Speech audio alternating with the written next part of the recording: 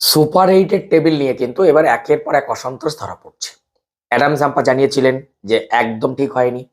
এবার সূর্যকুমার যাদব তিনি কিন্তু সাংবাদিক সম্মেলনে জানিয়ে দিলেন সুপার এইটে খেলা নামার ঠিক একদিন আগে যে সুপার এইটের টপার যারা, প্রত্যেকটা গ্রুপের টপারকে নিয়ে কেন একটা গ্রুপে দেওয়া হলো, তাহলে তাদের সুবিধাটা কোথায়?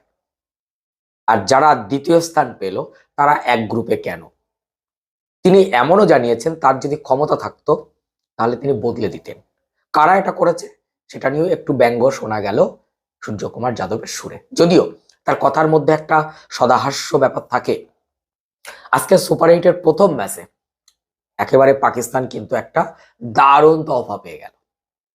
একেতে তারা সুপার এইটের দ্বিতীয় পজিশন পাওয়া সত্ত্বেও এক গ্রুপে, যে গ্রুপে সবাই দ্বিতীয় স্থান, কোনো ফার্স্ট বয়ের সঙ্গে লড়াই করতে হচ্ছে না তাদের, হাসতে খেলতে এই গ্রুপ থেকে তারা সেমিফাইনালে যেতেই পারে।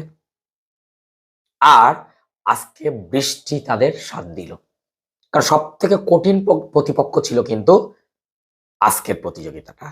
সেই প্রতিযোগিতাতে নিউজিল্যান্ডের সঙ্গে তাদের মোকাবেলা করতে হয়নি, ফলে এক এক পয়েন্ট ভাগ হয়ে গেল। এই রকম এক পরিস্থিতিতে সূর্যকুমার যাদব অনেক অসন্তোষের মধ্যে আশার বার্তা কিন্তু শুনিয়েছেন।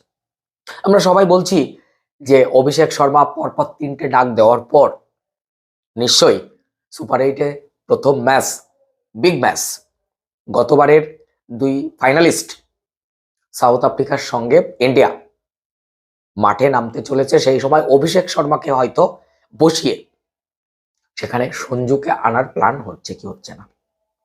অ্যাকচুয়ালি কোনো রকম ভাবে অভিষেককে বসিয়ে সঞ্জুকে খেলানো হবে না, কারণ অভিষেক শর্মা 3টে ডাক করার পর কালকে অর্থাৎ সুপার এইটের প্রথম ম্যাচে কিন্তু তিনি একটা দুয়দর ইনিংস খেলবেন, এটাই কিন্তু তার কথাতে বোঝা যাচ্ছে, আমরা অনুমান করতে পারছি, যদিও খেলার কথা কিছু বলার নেই।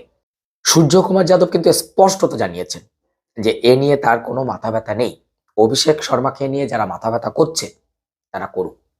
অ্যাকচুয়ালি সূর্যকুমার যাদব যেন একটা দারুণ খেলোয়াড়, কারণ ঘরে বাইরে অর্থাৎ সাংবাদিক সম্মেলন কিংবা মাঠে একদম দারুণ করে কিন্তু তার উত্তরগুলো দিচ্ছেন এবং এতে মোহিত হচ্ছি আমরা।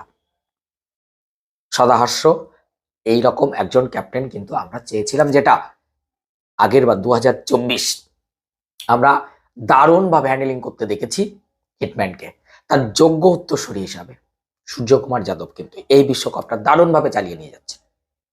এখন আপনারা বলুন, সাউথ আফ্রিকার সঙ্গে প্রথম ম্যাচ, জিম্বাবুয়ের সঙ্গে, তারপর ওয়েস্ট ইন্ডিজের সঙ্গে, ইন্ডিয়া এখানে কাদের সঙ্গে কেমন পারফরমেন্স করতে পারে?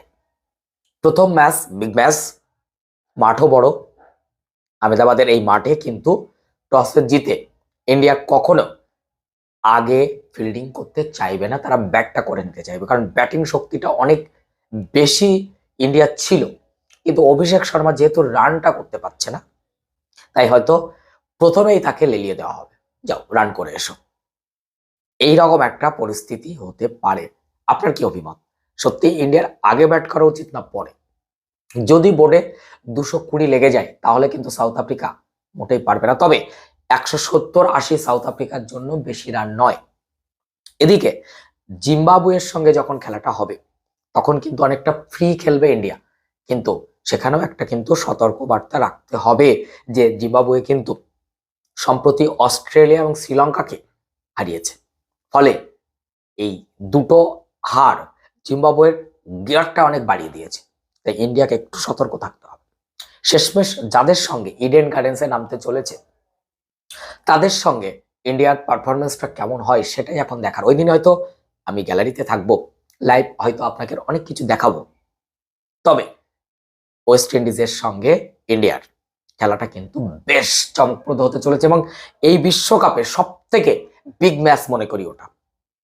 ওয়েস্ট ইন্ডিজের একের পর এক বিগ হিটার আছে, তাদের টি-20 স্পেশালিস্ট অনেক বোলাররা রয়েছে, অলরাউন্ডার রয়েছে, ফলে যদি ইন্ডিয়াকে বেগ দিতে পারে তাহলে সাউথ আফ্রিকা তেমনি বেগ দিতে পারে কিন্তু ওয়েস্ট ইন্ডিজও। কাজেই এই গ্রুপ, সব গ্রুপ চ্যাম্পিয়ন। সূর্যকুমার যাদব কিন্তু কোনো রকম ভাবে বলেননি যে এই গ্রুপে তাদের কেন ফেলা হলো, কোনো ভয় নেই, কারণ ইন্ডিয়া এখন যে ফর্মে রয়েছে, যে কোনো টিম আসলেই তারা হেরে যাবে ইন্ডিয়ার কাছে। এইরকমই কিন্তু ইন্ডিয়ার একটা বডি ল্যাঙ্গুয়েজ। কাজে কাজে পাকিস্তান, নিউজিল্যান্ড, শ্রীলঙ্কা, ইংল্যান্ড এদের কিন্তু অনেক সুবিধা হয়ে গেছে। প্রথম ম্যাচ ভেস্তে গেল বৃষ্টির জন্য, আবারও দ্বিতীয় ম্যাচে শ্রীলঙ্কা ইংল্যান্ড, সেখানেও কিন্তু বৃষ্টির পূর্বাভাস রয়েছে। কাজে বৃষ্টি বৃষ্টি করতে করতে 5টা ম্যাচের একটা হয়ে গেল, পরে রইল আর 4টে। একটা একটা করতে করতে যদি এইরকম পরিস্থিতি হয়, তাহলে পাকিস্তানের কিন্তু একটু একটু করে সুবিধা হতে চলেছে।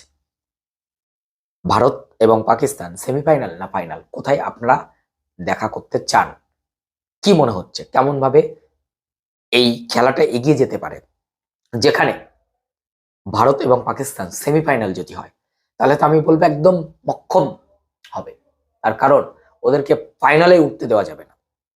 আর অন্যদিকে যদি সাউথ আফ্রিকা এবং শ্রীলঙ্কা হয়, কিংবা নিউজিল্যান্ড এবং সাউথ আফ্রিকা হয়, তাতেও কিন্তু বেশ ভালো হবে। তবে কোথাও না কোথাও মনে হচ্ছে ইন্ডিয়া এবং ওয়েস্ট ইন্ডিজের চান্সটাও রয়েছে। যদিও সাউথ আফ্রিকা আমার কাছে বেশ একটা বড় টিম, তবুও ওয়েস্ট ইন্ডিজ, যদিও এই সুপার 8-এর দম যাদের থাকবে, অর্থাৎ একটানা জেতার দম, সেটা কিন্তু আমরা গ্রুপ পর্যায়ে দেখে এসেছি এই 4টে টিমকেই, যা পাকিস্তান, নিউজিল্যান্ড, শ্রীলঙ্কা কিংবা ইংল্যান্ডে নেই।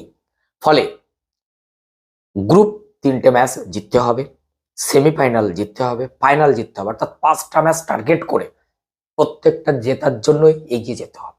সেই জায়গা থেকে 5টাই জেতার মতো এইরকম দম কিন্তু প্রথম নাম্বার ইন্ডিয়া, তৃতীয় নাম্বার সাউথ আফ্রিকা, তৃতীয় নাম্বারে গিয়ে আমি ওয়েস্ট ইন্ডিজ এবং শ্রীলঙ্কার মধ্যে একটি টিমকে রাখতে চাইছি। আপনারা ঠিক কেমন রাখতে চাইছেন একটুখানি বলুন। সেই জায়গা থেকে ঠ্যাংয়ের ওপর ঠ্যাং দেওয়া পার্টি, একটা মাঠেই খেলা পার্টি, তারা কি সেমিফাইনাল ক্যারি করতে পারবে? এটাই এখন লাখ টাকার প্রশ্ন।